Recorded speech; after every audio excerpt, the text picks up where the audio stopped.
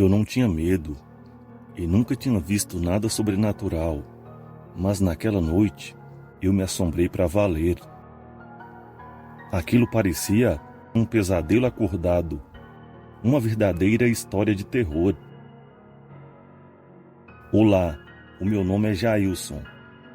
Tudo aconteceu no ano de 1980. Naquela época, eu tinha apenas 18 anos e morava no interior de Minas Gerais. Por causa do meu serviço, eu fui passar uma noite em uma casa de engenho em um local longe da cidadezinha onde eu morava. Naquela época, o meu padrinho Geraldo estava moendo cana para fazer rapadura e eu estava no engenho ajudando ele a fazer aquele serviço todo. Trabalhamos vários dias cortando cana. Uma parte das canas era para fazer rapadura e a outra parte o meu padrinho ia vender para um senhor, dono de um alambique, que era famoso por fazer uma excelente cachaça. Aquele trabalho era muito cansativo e o calor que fazia perto dos tachos do mel era exagerado. Meu padrinho morava em uma roça que ficava a cerca de uns 4 quilômetros daquela pequena cidade em que eu morava, e o engenho ficava a uns 3 quilômetros da casa do meu padrinho. Na época da moagem da cana, eu ficava dormindo na casa desse meu padrinho, pois de lá era mais fácil de ir para o engenho. Quando chegava aquele período, era assim. Tudo que amanhecia o dia, a gente tomava um café forte para aprumar o corpo, pitava um cigarrinho enrolado na paia de milho e depois colocava a canga nos bois. Aí pegávamos a estrada em direção do canavial. Teve uma certa manhã que meu padrinho e eu estávamos indo para o engenho e no caminho a gente ia batendo um papo. Quando passamos por uma encruzilhada, cercada por um mato alto, o meu padrinho de repente falou: "Jailson, você acredita em visagem?" E eu respondi: "Acredito sim, mas eu nunca vi nada até hoje." Meu padrinho prosseguiu contando. Quando eu tinha aproximadamente a sua idade, eu fui em uma reza no povoado da Areia Branca. Depois que o padre terminou a missa e o povo arrematou os leilões da igreja, eu piquei a mula para o rumo de casa. Eu andava tranquilamente por essas estradas e eram aproximadamente 11 da noite, quando eu passei aqui. Como nós da roça geralmente não temos medo de andar em estradas escuras, eu ia numa boa. Quando eu passei aqui na encruzilhada, inesperadamente eu ouvi uma voz conhecida que vinha de dentro do mato. Era a voz do meu tio Gilmar, que vivia enfurnado dentro dessas matas, caçando catingueiro. Catingueiro, para quem não sabe, é um cervo da região. A voz parecia estar a uns 40 metros dentro do mato, ali depois daqueles pés de aroeira. Apontou meu padrinho com o dedo. Aquela voz chamava pelo meu nome e pedia a minha ajuda. Eu, na minha inocência, falei: "O que aconteceu com o senhor, tio Gilmar? O senhor está bem, homem?" Naquela época, o meu tio gostava de caçar e tomar umas boas canas, e às vezes passava da conta. Acreditando que era o meu tio que estava de fogo dentro do mato, eu amarrei a minha mula na cerca na beira da estrada e fui em direção da voz tentar ajudar o meu tio, que gostava de bochechar o dente. O carro de boi já tinha passado da encruzilhada e já estava um pouco longe dali, e o meu padrinho continuava a contar aquela história. Quando eu cheguei no lugar que o meu tio tinha me chamado, não tinha ninguém. Eu fiquei coçando a cabeça sem entender o que estava acontecendo. De repente, a mesma voz do meu tio começou a chamar por mim e pedir a minha ajuda, mas só que mais para dentro do mato. E eu, sem pensar duas vezes, fui em direção da voz. Eu pensei que eu havia calculado mal a distância na primeira vez. Saí rasgando aqueles matos nos peitos e enxergava muito pouco, pois a noite não estava muito clara. Quando eu cheguei no lugar que eu tinha ouvido a voz do meu tio pela segunda vez, de novo não tinha ninguém. E novamente, por incrível que pareça, a voz continuou a pronunciar as mesmas palavras, ainda mais para dentro do mato. Na hora, saquei o meu punhal da cintura e fiquei atento. Aí eu pensei, o meu tio está dentro desse mato e quer me pregar uma peça para me fazer de besta? Ou essa presepada é visagem de alguma alma penada? Imediatamente comecei a me afastar dali. Se fosse realmente o meu tio, ele não estaria em perigo, já que a voz se entocava dentro do mato cada vez mais. Quando eu estava quase alcançando a estrada de volta, aquela voz se repetiu, pedindo a minha ajuda e chamando o meu nome de novo. Só que dessa vez não era mais a voz do meu querido tio. Essa voz de agora parecia ter umas 3 vozes na mesma. Era uma voz demoníaca, assustadora. Na hora, quase eu morro de tanto medo. Subi na mula, mas o animal não saía do lugar. Parece que algo muito pesado estava na garupa do animal.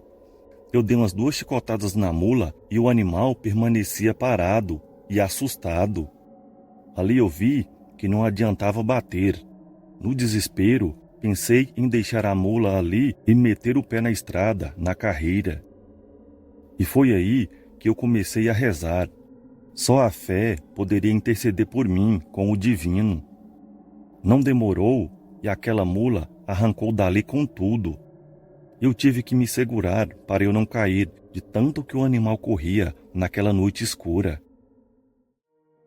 Quando eu cheguei próximo da casa da minha avó, comecei a gritar desde longe. Meu tio, que ainda morava com a minha avó naquela época, abriu a porta da casa e me deu um sermão daqueles. Ele pensou que eu é que estava bebo e que tinha chegado fazendo algazarra. Contei aquela história toda para o meu tio e ele falou que, como eu estava vendo, ele não tinha saído para caçar, mas como ele viu que eu estava branco de medo, ele acreditou em mim. O meu tio me contou que era comum o povo ver marmota naquela encruzilhada. O medo foi tanto que eu preferi dormir ali na casa da minha avó mesmo e fui embora só no outro dia cedo. Ficamos vários dias naquela labuta, ali no engenho, juntamente com mais 2 trabalhadores. Sempre que a rapadura estava pronta no final da tarde, a gente colocava elas em cima do carro de boi e levávamos todas para a casa do meu padrinho, lá na roça onde ele morava.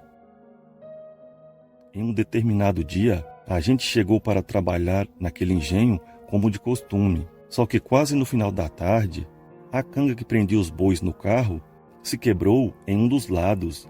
Isso aconteceu devido ao peso das canas e por a canga ser velha e por ter ficado muito tempo exposta na chuva.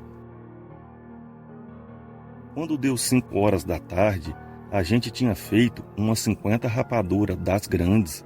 Não tinha como levar elas para a roça do meu padrinho, com a canga dos bois quebrada. Alguém teria que passar a noite ali, por precaução, na casinha do engenho, pois às vezes alguns garotos gostavam de malinar com as coisas por ali. Alguém teria que dormir ali para assegurar que as rapaduras não fossem surrupiadas. Mesmo sem o meu padrinho pedir, eu já fui logo me oferecendo para passar a noite ali na casa. Eu queria mostrar serviço, mas me arrependo dessa atitude até hoje. Depois que todo mundo foi embora e já era quase noite, eu fiz um arroz com carne seca para matar a fome e depois fiquei pitando na frente da casa. E repentinamente comecei a escutar uns assovios muito altos dentro da mata. Foram 3 assovios que foram se aproximando de onde eu estava.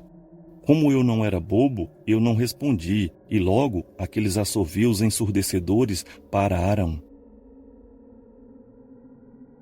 Quando foi um pouco mais tarde, como eu estava muito cansado, já fui logo capotando na rede e logo caí no sono. Eu não sei quanto tempo tinha se passado, mas após algumas horas fui acordado por algumas batidas na porta.